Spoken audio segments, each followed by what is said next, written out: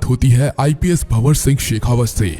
पुष्पा की बेइज्जती करवाने के बाद शेखावत अपने घर चला जाता है और सोचने लगता है कि पुष्पा से बदला कैसे लिया जाए। और दूसरी तरफ पुष्पा अपनी शादी में पहुंच जाता है। वहां पर सभी लोग उसको बिना कपड़े के देखकर हैरान हो जाते हैं। पुष्पा की शादी शुरू हो जाती है। जैसे ही पुष्पा और श्रीवल्ली फेरे लेने के लिए उठते हैं, तभी वहां पर पुष्पा का बड़ा भाई शादी रोकने के लिए आ जाता है। पुष्पा का भाई सभी के बीच में पुष्पा की बेइज्जती करने लगता है। पुष्पा उसे मारने के लिए जाता है, तभी पुष्पा की माँ उसे रोक लेती है। पर पुष्पा का बड़ा भाई पुष्पा की माँ को बुरा भला कहने लगता है। तब पुष्पा उसे मारने के लिए जाता है। पुष्पा अपने भाई को खूब मारता है और अपने भाई से वो चेन भी छीन लेता है जो उसने उससे बचपन में छीनी थी। थोड़ी देर में वहां पर पुष्पा की भतीजी आकर उसे रोक देती है। पुष्पा का बड़ा भाई अधमरा हो जाता है। अब सभी लोग पुष्पा के भाई को हॉस्पिटल ले जाते हैं और यहाँ पर पुष्पा की शादी दोबारा से शुरू हो जाती है और अब शादी पूरी भी हो जाती है। अगले दिन हमें दिखाया जाता है कि शेखावत अपने घर में बैठा है और सोच रहा है कि पुष्पा से अपनी बेइज्जती का बदला कैसे लिया जाए। दूसरी तरफ हमें जोली रेड्डी को दिखाया जाता है कि धीरे धीरे करके वो भी ठीक हो रहा है। और दूसरी तरफ मंगल सीनू का गला उसकी पत्नी ने काट दिया था। वो भी बेड पर पड़ा है और उसकी पत्नी और वो भी सोच रहे हैं कि मंगल सीनू के साले की मौत का बदला पुष्पा से कैसे लिया जाए। शेखावत पुष्पा के सभी दुश्मनों को इकट्ठा करने के लिए पुष्पा का बैकग्राउंड जानने लगता है। शेखावत को पता चल जाता है कि पुष्पा के कई दुश्मन हैं। शेखावत जानता था कि पुष्पा अब काफी बड़ा आदमी बन चुका है। वो अब अकेला पुष्पा का कुछ नहीं बिगाड़ सकता, क्योंकि पुष्पा के सर पर अब एमएलए का हाथ है। इसीलिए शेखावत पुष्पा के सभी दुश्मनों को इकट्ठा करने में लग जाता है। एक एक करके शेखावत मंगल सीनू और जोली रेड्डी को अपने साथ मिला लेता है। मंगल सीनू और जोली रेड्डी भी अब बिल्कुल ठीक हो चुके हैं। दूसरी तरफ एमएलए के साथ मिलकर पुष्पा अपना साम्राज्य दूर दूर तक फैलाने लगता है।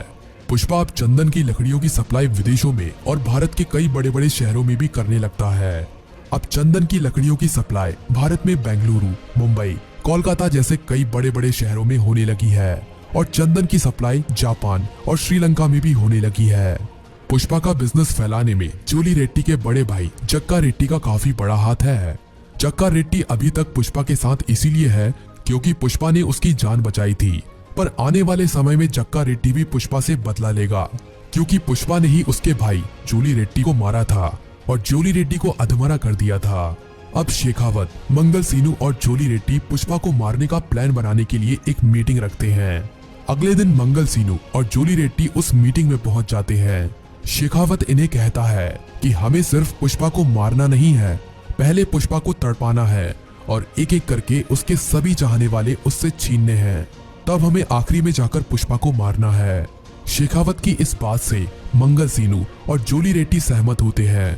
तभी मंगल सीनू कहता है कि पुष्पा बहुत चालाक और ताकतवर आदमी है और अब तो उसके सर पर एमएलए का हाथ भी है, इसीलिए पुष्पा तक पहुंच पाना काफी ज्यादा मुश्किल हो गया है। पर शेखावत कहता है कि अगर तुम दोनों मेरा साथ दो तो हम तीनों मिलकर पुष्पा को कुत्ते की मौत मारेंगे, पर हमें पुष्पा को मारने के लिए एक जबरदस्त प्लान तैयार करना पड़ेगा। शेखावत कहता है कि प्लान सोचने के बाद मैं तुम्हें फोन करूंगा और हम इसके बाद एक मीटिंग और करेंगे जिसमें हम पुष्पा को मारने के लिए हमारे प्लान के ऊपर बातचीत करेंगे। और यहीं पर मीटिंग खत्म हो जाती है। अब हमें पुष्पा और श्रीवल्ली को दिखाया जाता है। पुष्पा अपने ही घर पर सिंडिकेट की मीटिंग कर रहा होता है।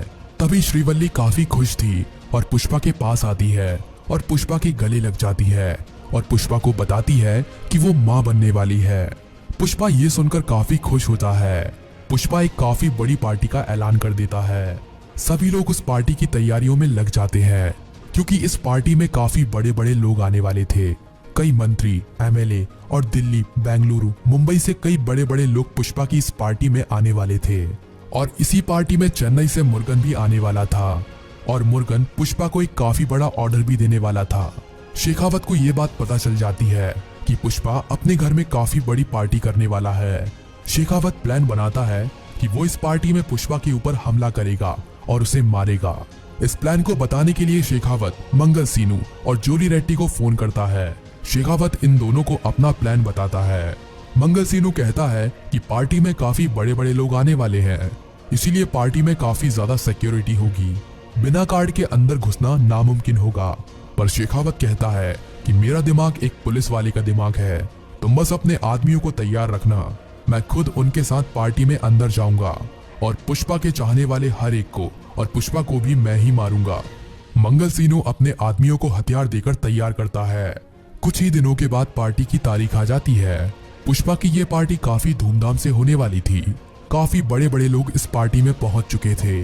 तभी वहां पर मंगल सीनू की लोग भेष बदलकर पहुंच जाते हैं और पार्टी में इनकी एंट्री जक्का रेड्डी करवाता है।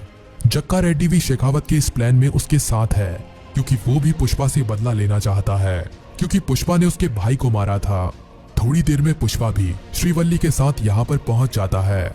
श्रीवल्ली पार्टी की धूमधाम देखकर काफी खुश होती है, क्योंकि पुष्पा ने इतनी बड़ी पार्टी सिर्फ उसके लिए ही तो करवाई थी। तभी वहां पर गाना बजने लगता है।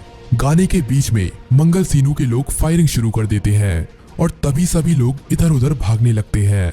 शेखावत सही समय देखकर एक कोने में छुपकर पुष्पा को गोली मारने की सोचता है, पर शेखावत सोचता है कि पुष्पा को इतनी आसानी से मौत नहीं मिलनी चाहिए, इसीलिए वो श्रीवल्ली को गोली मार देता है।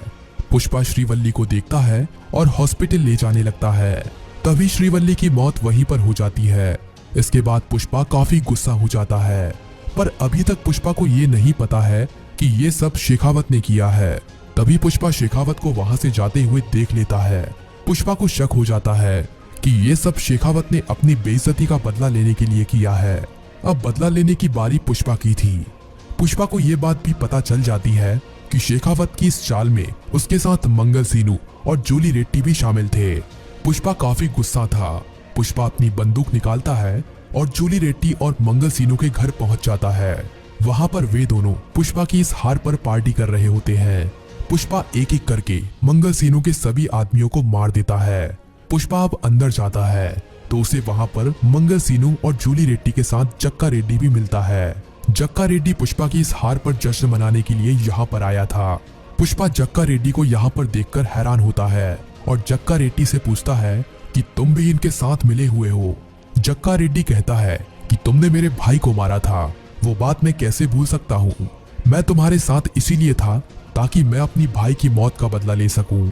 तुम्हारी पत्नी को मारकर मैंने अपने भाई की मौत का बदला ले लिया है। अब तुम मुझे मार भी दो तो मुझे कोई डर नहीं। यहाँ पर अब पुष्पा इन तीनों को मार देता है। शेखावत अब पुष्पा के खिलाफ इन तीनों के मर्डर का केस बनाकर पुष्पा को जेल में डाल देता है। इस केस में एमएलए भी पुष्पा की कोई मदद नहीं कर पाता। जेल में शेखावत पुष्पा को खूब टॉर्चर करता है और उससे अपनी हर एक बेइज्जती का बदला लेता है। लेकिन अगले कुछ ही दिनों में पुष्पा जेल से भागने में कामयाब हो जाता है। अब शेखावत ही पुष्पा का एक दुश्मन बचा हुआ था। अब पुष्पा शेखावत को मारने के लिए प्लान बनाता है। शेखावत पुष्पा के सभी आदमियों को और एमएलए को भी अपनी तरफ कर लेता है। पुष्पा के हाथ से धीरे धीरे करके सिंडिकेट की सारी शक्तियां शेखावत छीन रहा था, पर पुष्पा को अब सिंडिकेट से कोई मतलब नहीं था। उसको तो बस अब श्रीवल्ली की मौत का बदला लेना था। शेखावत अपनी पूरी पुलिस फोर्स को पुष्पा को ढूंढने में लगा देता है, पर पुष्पा उसे कहीं नहीं मिलता। पुष्पा जंगलों में छुपकर शेखावत को मारने के लिए प्लान बना रहा था। दूसरी तरफ शेखावत ने भी अपनी सिक्योरिटी काफी ज्यादा बढ़ा दी थी। शेखावत जानता था कि पुष्पा कभी भी हमला कर सकता है। कुछ ही दिनों के बाद एमएलए एक पार्टी रखता है। उस पार्टी में एमएलए शेखावत को भी बुलाता है। पुष्पा को ये खबर मिल जाती है कि एमएलए ने अपने घर एक पार्टी रखी है और इस पार्टी में शेखावत भी आने वाला है। पुष्पा इसी पार्टी में शेखावत को मारने का प्लान बनाता है। अब पार्टी की वो तारीख भी आ जाती है। पार्टी में काफी बड़े बड़े लोग आए हुए थे। शेखावत भी वहीं पर पहुंचा हुआ था। पुष्पा एक हलवाई का भेष ओढ़कर पार्टी में पहुंचा हुआ था। पार्टी में शेखावत भी काफी डरा हुआ था। उसे लग रहा था कि पुष्पा यहीं कहीं है और कभी भी हमला कर सकता है। पुष्पा सही मौका देखकर शेखावत पर बंदूक तान देता है। पुष्पा पहले एमएलए को मारता है, फिर वहां पर शेखावत के लोग पुष्पा पर फायरिंग कर देते हैं। इन सबके बीच में पुष्पा को भी गोली लग जाती है, पर आखिरी में पुष्पा शेखावत को मार देता है और मूवी यहीं पर खत्म हो जाती है। अभी हमें इस बात को क्लियर नहीं दिखाया गया है कि पुष्पा मर गया है या नहीं, पर उसे गोली लगी है। हो सकता है कि पुष्पा के बारे में हमें इसके नेक्स्ट पार्ट में दिखाया जाए। इसके लिए अभी हमें थोड़ा इंतजार करना पड़ेगा।